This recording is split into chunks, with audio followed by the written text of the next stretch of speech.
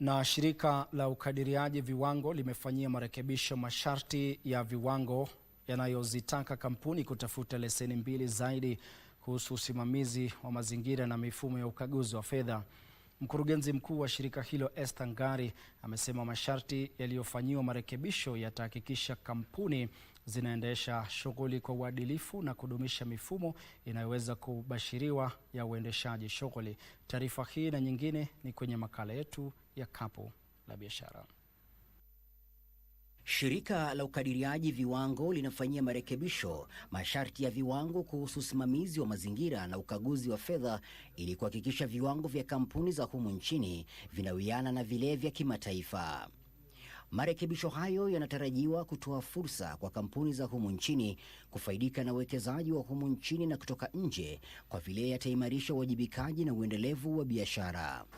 You are building Brand Kenya.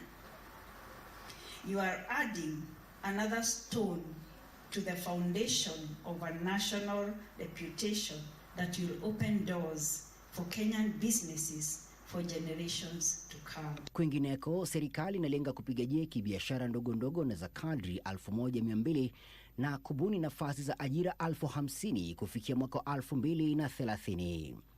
Katibu katika idara ya ustawi wa biashara ndogo ndogo na za kadri Susan Mangeni amesema fedha hizo zinatolewa kupitia mpango wa mageuzi ya kiuchumi na ajira na utawezesha Kenya kujimarisha kiuchumi kupitia ubia na sekta ya utengenezaji bidhaa. Now for KJET, we are building the competitiveness of existing enterprises. They're already existing. They could be owned by young people, or they could be enterprises which are there but they are focused on creating more jobs.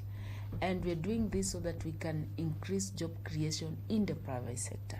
Mwishowe, wafanyabiashara na wanakandarasi wamejawa na matumaini kufuatia uzinduzi wa mfumo wa kielektroniki wa utoaji zabuni za serikali, wakisema utaondoa makundi ya wakiritimba, kukomesha ufisadi na kubuni mfumo wa kazi na wa haki wa utoaji zabuni za umma.